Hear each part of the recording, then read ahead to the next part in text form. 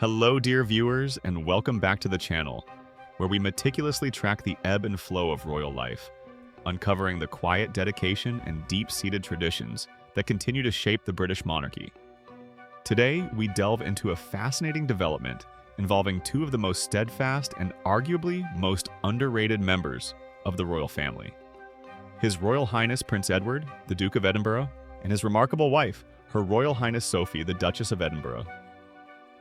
After a period of dedicated international engagements, this distinguished couple is preparing for a significant joint appearance, one that powerfully underscores their commitment to the crown and, crucially, honors a key, centuries-old royal tradition. Before we immerse ourselves in the details of their upcoming engagement and explore the history behind this particular royal custom, please take a moment to show your support. Do remember to like this video, subscribe to our channel for the most detailed insights into the royal family, and hit that notification bell so you never miss an update. Your support helps us bring these detailed narratives directly to you. The news emerging from Buckingham Palace confirms that the Duke and Duchess of Edinburgh are stepping forward yet again to quietly and effectively support King Charles III and the heir apparent, Prince William. In a period that has seen its share of internal complexities and public scrutiny, what the media often refers to as the ongoing tensions at the palace, Edward and Sophie have proven themselves to be the dependable bedrock upon which the king relies. Their calendar has been packed with duties, culminating in a highly anticipated joint appearance scheduled for Monday, October 27th. This specific engagement is far from a simple ribbon-cutting ceremony. It is an event deeply rooted in the historical pastimes of the aristocracy and the royal house. The Edinburghs are scheduled to attend the official reopening of the renowned Purdy at the Royal Berkshire Shooting School. For those unfamiliar with the precise location, this prestigious establishment is situated at Tomb Farm, Hook End Lane, in the picturesque area of Ashampstead near Pangbourne, Reading. This comprehensive address itself speaks to the deeply rural and traditional setting of the event. The involvement of Prince Edward and Duchess Sophie in the reopening of a shooting school is profoundly symbolic, touching upon one of the longest-standing and most debated traditions maintained by the royal family.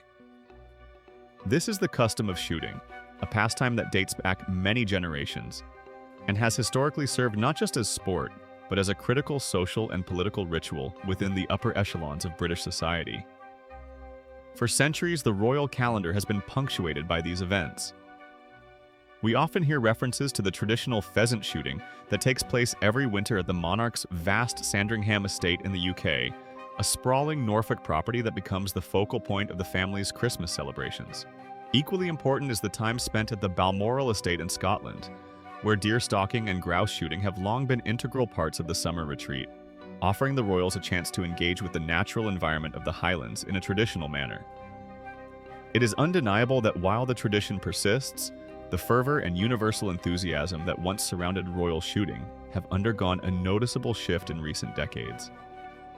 The younger generation of senior royals, most notably Prince William and his wife, Princess Catherine, have perhaps adopted a slightly more reserved approach to these blood sports, reflecting evolving public attitudes towards conservation and animal welfare. While they still participate symbolically to maintain the continuity of custom, their primary focus often lies elsewhere, such as conservation efforts and environmental protection. However, many other core members of the royal family still actively embrace and participate in this tradition, ensuring the flame of the custom is kept alive. Among these dedicated participants are, unsurprisingly, Prince Edward and Duchess Sophie. Their presence at the Purdy reopening is a tacit acknowledgement of their role as the custodians of traditional royal pursuits. Yet, even within this dedicated couple, there exists a fascinating and very modern divergence regarding the sport. Duchess Sophie, known for her pragmatic approach and her ability to bridge the gap between royal tradition and contemporary life, has demonstrated a degree of personal discomfort with the pastime. We were given a rare insight into her personal feelings some years ago, specifically regarding her son, James, Viscount Severn. The Duchess took the decisive step of banning James from participating in the sport when he was just 8 years old. At that tender age, she made it clear that her preference was for her children not to engage in the royal shooting parties. At the time, a royal source close to the family shared fascinating details, confirming that while Sophie understood the necessity of tradition, she held a strong personal opinion The source revealed that the Duchess would prefer Edward not to shoot either, but that's never going to happen.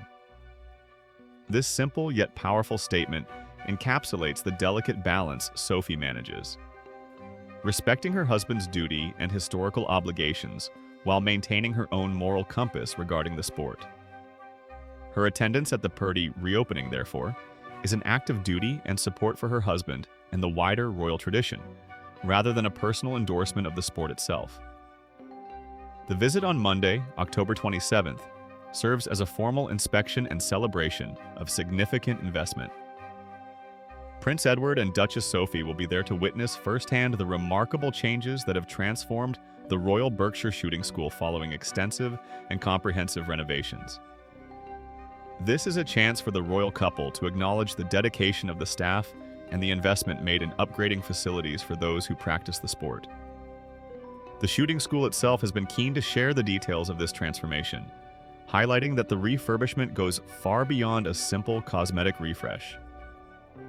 They have meticulously arranged a stunning new event space, designed specifically to host large gatherings capable of accommodating over 100 people.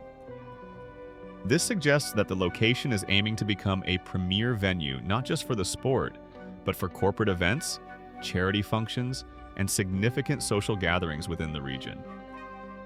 Furthermore, the retail aspect of the establishment has been completely overhauled. Visitors will now find a beautifully redesigned country store and an enhanced gun shop. This upgrade speaks volumes about the desire to provide a luxurious and comprehensive experience for patrons, combining the practical needs of the sport with high-end country lifestyle retail. Beyond the buildings, the physical experience of the sport has also been significantly enhanced. The school has meticulously included a variety of improved and amplified ways for enthusiasts to enjoy their time on the grounds. This includes the implementation of carefully landscaped paths designed to make navigation easier and more aesthetically pleasing across the estate. New stands have been constructed, offering varied and challenging shooting positions for practitioners of all skill levels.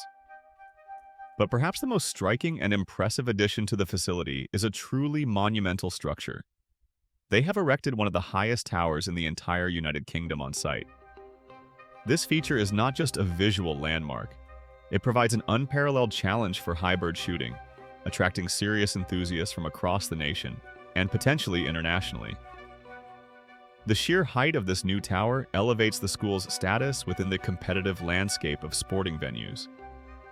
Moreover, the renovations extend far down the valley, encompassing further facilities designed to support and expand the range of activities available, ensuring that the Royal Berkshire Shooting School remains at the cutting edge of modern sporting facilities while still honoring its historical roots.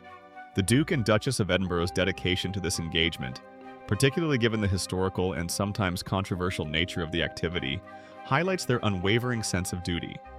They are often referred to as the monarchy's safe pair of hands, reliably stepping into roles that require diplomacy, dignity, and a profound respect for the institution's past. Their recent international tours, which preceded this domestic engagement, served as powerful reminders of their global diplomatic importance. Having successfully represented the Crown overseas, they are now transitioning back to supporting key domestic institutions, reinforcing the connection between the monarchy and traditional British pursuits. Prince Edward, in particular, has grown into his role as Duke of Edinburgh with remarkable grace, assuming the title that once belonged to his late father, Prince Philip. He and Sophie have consciously cultivated an image of approachability and hard work, making them incredibly effective in bridging the generational and cultural gaps that sometimes challenge the royal family's public image. Their appearance on Monday, October 27th, at Tomb Farm, Hook End Lane, Ashampstead, Pangbourne, Reading, is more than just an official visit. It is a declaration of continuity. It reassures the public and stakeholders that, despite the changes in the monarchy's senior ranks, the fundamental duties and the commitment to supporting British institutions, whether charitable, military, or traditional, remain paramount. It is particularly poignant to consider the context of the tensions mentioned earlier. With the king heavily burdened by his monarchical duties, and Prince William focused intensely on his role as the future king, and raising his young family, the visibility and reliability of the Duke and Duchess of Edinburgh are invaluable. They are the essential shock absorbers, taking on engagements that require high-level royal presence and delivering them with quiet excellence. Their presence at the Purdy reopening will undoubtedly draw attention to the establishment and the sport, providing a significant boost to the local economy and affirming the cultural relevance of these traditional sporting estates. The details of the renovation, the 100-plus person event space, the highest tower in the UK, the new landscaping, all contribute to a narrative of excellence and investment, which the royal family is keen to endorse. In summary, the joint appearance of Prince Edward and Duchess Sophie on October 27th is a perfectly calibrated display of royal duty. It simultaneously honors a centuries-old tradition, provides crucial support to King Charles III, and celebrates significant modern investment in a key sporting facility at Purdy at the Royal Berkshire Shooting School. It is a testament to the Edinburgh's role as the dependable, diligent heart of the working royal family. This event certainly gives us much to reflect upon regarding how the royal family chooses to balance deep-rooted traditions with the evolving sensitivities of the modern age. Duchess Sophie's personal preference against shooting, juxtaposed with her official support for her husband at this event, perfectly illustrates this ongoing tension between personal belief and public duty. What are your thoughts on this delicate balance? Do you believe the royal family should continue to uphold these centuries-old traditions, or should they adjust their focus entirely to reflect purely modern values? We encourage you to share your opinions and insights in the comments section below. We read every comment, and your perspective is vital to our community discussion. Don't forget to like this video, subscribe for more in-depth royal analysis, and join us next time as we continue to explore the fascinating world of the British monarchy. Thank you for watching, and we look forward to seeing you again soon.